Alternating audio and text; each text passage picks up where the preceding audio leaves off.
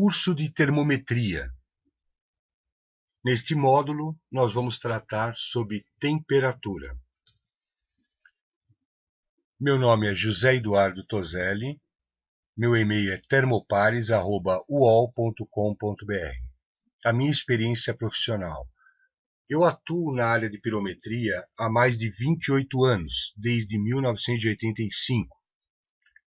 E nesse tempo todo, eu visitei dezenas e dezenas de empresas em vários segmentos, como açúcar e álcool, alimentícia, automobilística, cervejarias, cimenteiras, embalagem, extração de gás, farmacêutica, frigoríficos, metal industrializado, metal primário, mineração, papel e celulose, petroquímica, produtos de borracha e plásticos, química e refinarias de petróleo.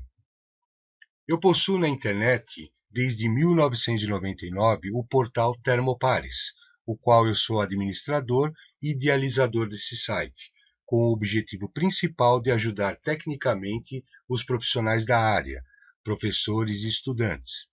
www.termopares.com.br.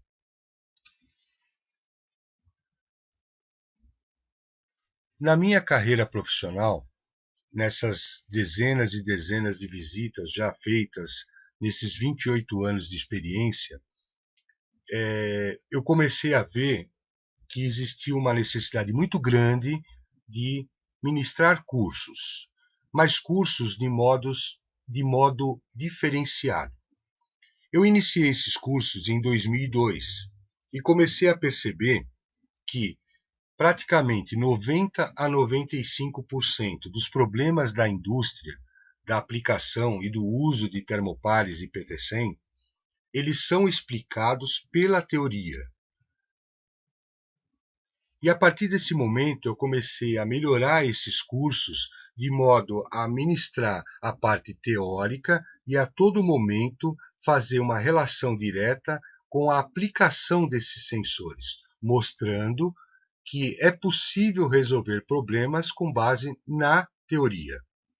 Quando nós nos deparamos com a literatura sobre temperatura, ou vamos procurar alguma coisa sobre sensores de temperatura, a primeira coisa que deixamos de lado são fundamentos básicos, como o que é temperatura, o que é calor, a dilatação, equilíbrio térmico. E esses pontos, o entendimento desses pontos, eles já resolvem problemas do dia a dia. Então, nesses módulos, a todo momento vamos fazer uma relação direta mostrando isso. Alguns cursos e palestras dados, né, nessa minha experiência profissional. Aqui vamos começar o módulo. Vamos falar sobre a estrutura molecular dos sólidos. Nos sólidos, as moléculas vibram em torno de posições fixas. Na estrutura molecular do líquido, nos líquidos as moléculas vibram, mas mudam constantemente de posições. Estrutura molecular do gás. No gás, as moléculas movem-se livremente a grandes velocidades e desordenadamente. Uma das características do gás é completar totalmente o volume do local onde ele está, de modo homogêneo. Qual a importância da temperatura na indústria? Praticamente 90 a 95% das indústrias existentes possuem um controle de temperatura, seja ele simples ou complexo. Isso faz com que a temperatura seja uma grandeza física de suma importância na indústria. Muitas vezes a temperatura ela atua na qualidade do produto final da empresa. Então, a temperatura, em conjunto também com a pressão, são grandezas físicas de suma importância na indústria.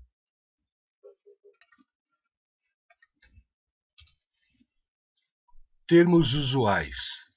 Termometria significa medição de temperatura, Eventualmente, o termo pirometria é também aplicado com o mesmo significado, porém, baseando-se na etimologia das palavras, podemos definir: pirometria, medição de altas temperaturas na faixa onde os efeitos de radiação térmica passam a se manifestar.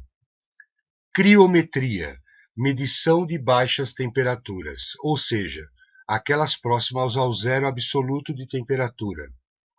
Termometria, termo mais abrangente que incluiria tanto a pirometria como a criometria, que seriam casos particulares de medição.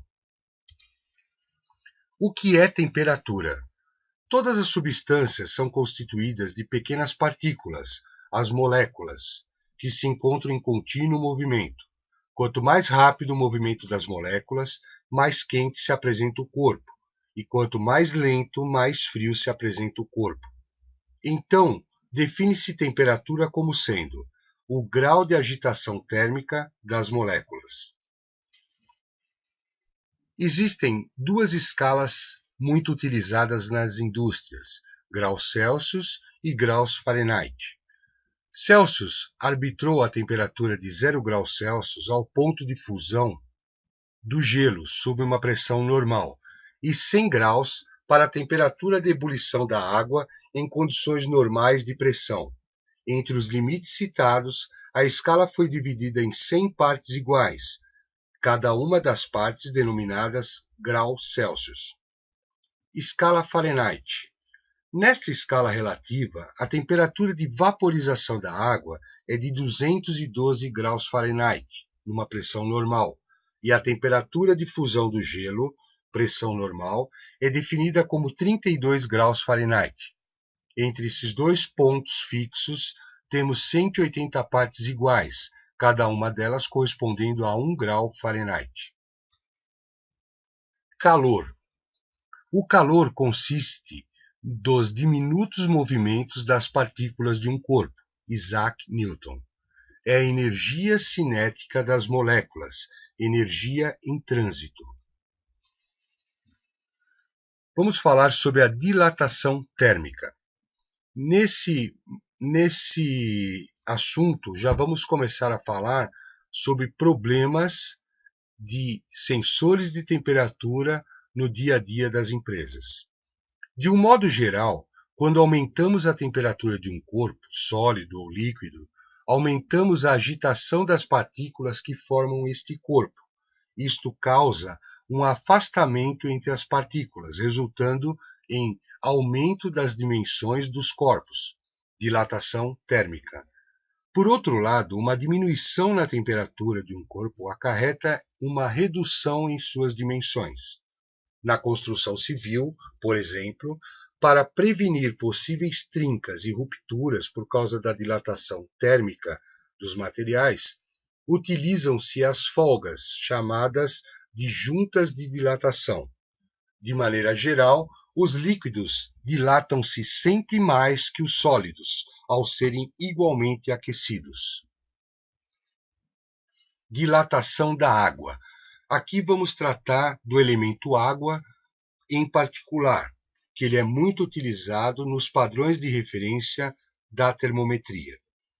A dilatação de um corpo com o aumento da temperatura ocorre porque, com o aumento da energia térmica, aumentam as vibrações dos átomos e moléculas que formam o corpo, fazendo com que passem para posições de equilíbrio mais afastadas que as originais. Observação: excepcionalmente na água, ocorre fenômeno inverso de 0 a 4 graus Celsius.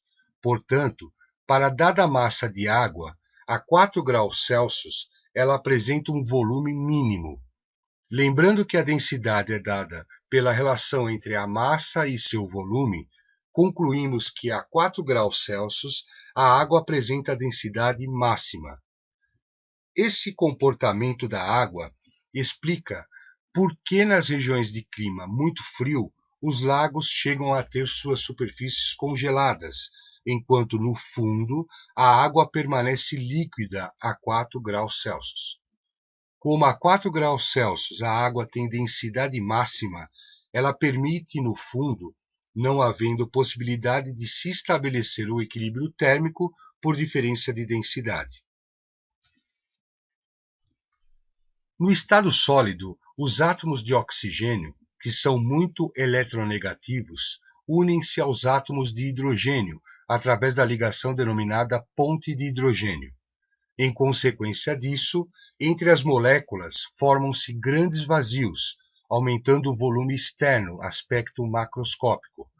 Quando a água é aquecida de 0 graus Celsius a 4 graus Celsius, as pontes de hidrogênio rompem-se e as moléculas passam a ocupar os vazios existentes, provocando assim uma contração. Portanto, no intervalo de 0 a 4 graus Celsius, ocorre excepcionalmente uma diminuição do volume. Mas, de 4 a 100 graus Celsius, a água dilata-se normalmente. Então, a 4 graus Celsius tem-se o menor volume para a água e, consequentemente, a maior densidade da água no estado líquido. Observação: a densidade da água no estado sólido, gelo, é menor que a densidade da água no estado líquido. Dilatação de corpos ocos. Corpos ocos se dilatam como se não fossem ocos. Exemplos: um anel de aço, ao se dilatar, comporta-se como um disco de aço. Um furo em uma chapa de ferro se dilata, quando aquecido, como se fosse feito de ferro. Um cubo oco de cobre se dilata, quando aquecido, como se fosse sólido. Dilatação linear. Embora a dilatação de um sólido ocorra em todas as dimensões, pode predominar a dilatação de apenas uma das suas dimensões sobre as demais. Ou ainda, podemos estar interessados em uma única dimensão do sólido. Neste caso, temos a dilatação linear. Dilatação superficial. A dilatação superficial corresponde à variação da área de uma placa quando submetida a uma variação de temperatura. As figuras abaixo representam uma placa retangular a temperatura T0 e a temperatura T maior que T0. Dilatação volumétrica. Neste tipo de dilatação, vamos considerar a variação de volume, isto é, a dilatação nas três dimensões do sólido: comprimento, largura e altura. Veja o exemplo do quadro abaixo.